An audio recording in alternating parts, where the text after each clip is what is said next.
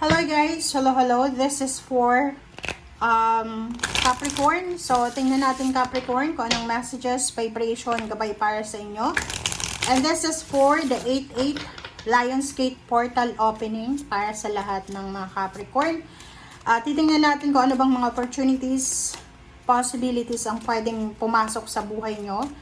Simula ngayong August 8, 2025. Okay, intuitive nudges. First card. This is for the Capricorn. Next card is give back. Okay. Intuitive nudges. Sinasabi ng barahan na to na intuition daw is the language of the soul. Okay? So, lahat tayo isinilang na meron tayong profound sense of inner knowing, yung free will natin, 'di ba? So, parang lahat tayo isinilang na may free will tayo. Okay? So, yung intuition natin as a human being, since yun, pinanganak tayo na may free will tayo, may intuition, sinasabi na siya, yung intuition ay isa sa pinaka malaking regalo na ibinigay sa atin ng Panginoon na meron tayo. Kanya-kanya tayo ng intuition kaysa, hindi lang like yung intuition ng isang pamilya, isa lang, no, individual siya. So, sinasabi ng barahan na to na gamitin natin ang intuition sa tama to connect with the universe in our divine spirit or sa ating Panginoon. So, yun. So, starting this August 8, sinasabi ng barahan sa'yo na you need to follow your intuition, your instinct, and wag natin kontrolin yung sitwasyon. Just sundin natin, 'di ba? Hindi yung yung parang kumukontra tayo. 'Di ba? Wala tayong control dito sa mundo. Okay, give back. So, starting August 8, that's the date na sinasabi na pwede natin ibahin yung mga usual na routine natin, yung mga normal routine natin sa buhay. Like for example, kung may mga taong humihingi sa'yo ng tulong starting August 8, sinasabi ng Baraka Capricorn na kung may konti kang pwedeng may share, hindi naman kasi lahat ng tulong is financial, maybe oras, advice, 'di ba? Yung time na makinig tayo or maybe information, 'di ba? So, you need to share. Sinasabi ng barahan na kung may mga alam ka na taong nangangailangan ng tulong, mag-reach out ka. Okay? Kasi baka hindi ka aware, maraming mga tao sa paligid mo na they are suffering like emotionally, psychologically, or financially. Kung ano yung kaya mong maitulong, yun daw yung itulong mo. Okay? Okay, Capricorn. First card natin, this is karmic blessing, karmic contract. Okay. Wow. Knight of Cups, intuition. Diba? Wow. Alright. Okay, Capricorn. And sa ilalim mo dito is 8 of Cups. Kukunin ko siya. Okay. This is your message. Okay. So, yung karmic contract dito, pwede Capricorn na meron ka, may isang tao sa buhay mo na meron kayong karmic contract. Yung karmic contract kasi is akashic to eh. So, maybe this is, like for example, before, mag-asawa kayo sa past lives nyo, or maybe magkapatid, magnanay, parang ganun, or magkaaway kayo. Like for example, yung nanay mo ngayon, yung tatay mo ngayon, maybe sa past life mo ay kaaway mo siya, or asawa mo siya. So, nakikita ko sure dito na you need to be very careful sa mga tao na kaharap mo, sa mga taong like for example, yun nga sabi ko sir, 'di ba? Like for example, kapatid. Yung kapatid mo ngayon, hindi mo maintindihan, yung parang ganun, kung yung iba makaka-resonate dito. Hindi mo maintindihan kung bakit naiinis ka sa kanila na wala naman silang ginagawang masama eh.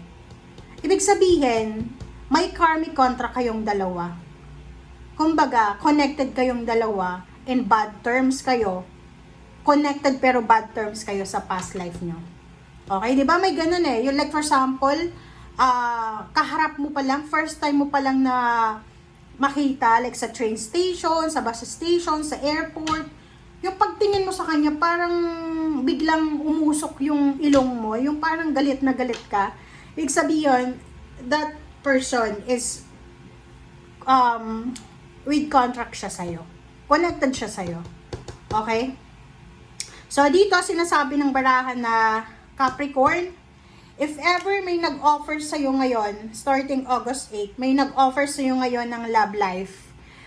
Maybe you're in a relationship, you're married, you're in a relationship, or kung ano pa man.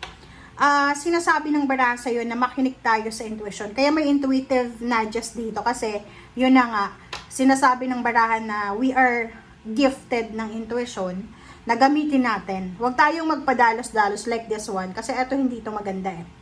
Yung Page of Swords na yan, hindi yan maganda kasi strike lang siya ng strike eh. 'Di ba? And maganda din dito sa Page of Swords na to kasi if someone is asking you for a job, maybe ikaw yung may connection sa company, hindi ka dapat nagtitiwala agad-agad. Or maybe ikaw to na humihingi ng tulong sa isang tao na ipasok ka sa isang company, sinasabi ng baraha sa'yo na pwede yung taong yon ay mag-iisip muna siya kung tutulungan ka ba niya. Okay, so, King of Swords and then Five of Pentacles. Nakikita ko sa'yo dito na meron kang direksyon na gustong puntahan. Okay, meron kang direksyon na gustong gawin. Like dito, Eight of Cups. Yung parang gusto mong maglaho. Yung parang meron ditong Capricorn na gusto mong mabago yung lahat eh. Like for example, gusto mong pumunta sa isang lugar na walang nakakakilala sa'yo and mag-start over. Paki-comment sa comment section kasi marami sa inyo ang posibleng gustong gawin yung ganun eh. Yung pupunta ka sa isang bansa or sa isang probinsya na walang nakakakilala sa'yo and magsisimula ka ng bagong buhay. Parang ikaw to. But the problem is, maraming kumukontra eh.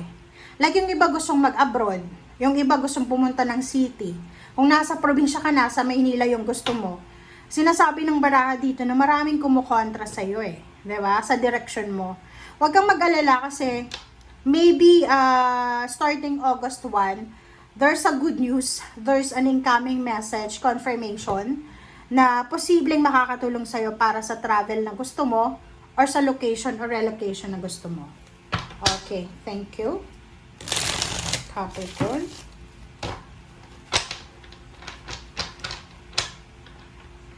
Okay, wait lang guys.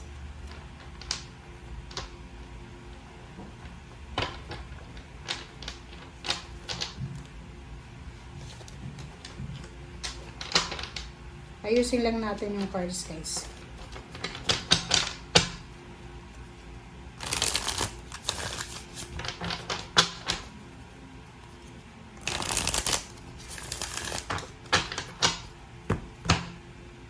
Okay, Capricorn. Yung first card dito is Seven of Wands. This is fire sign energy. Okay, may hinihintay ka eh. So, nakikita ko sir dito, merong mga Capricorn na naghihintay. It's either you're waiting for a contract, you're waiting for a wedding proposal, you're waiting for the business proposal, you're waiting for a lump sum of money, you're waiting for an opportunity na pwedeng pagkakitaan. But now, sinasabi ng baraha sa'yo na ngayong August 8, medyo medyo blurry pa siya, 'di ba? Like for example, travel to. Nasa probinsya ka ba or nasaan lugar ka ba?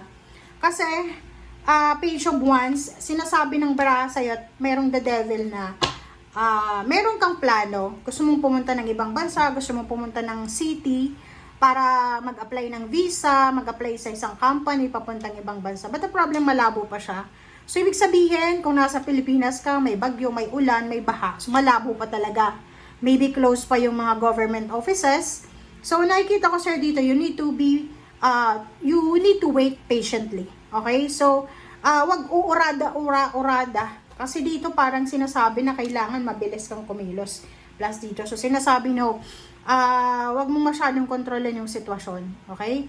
may mga times na like for example na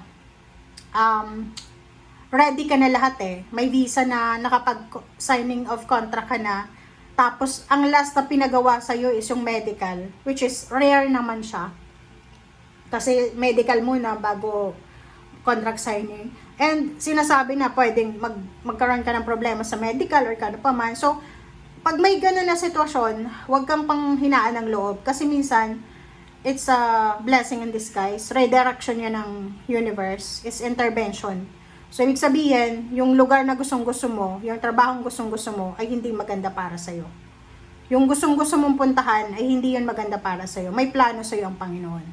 Okay? So, yun. Thank you guys. Bye!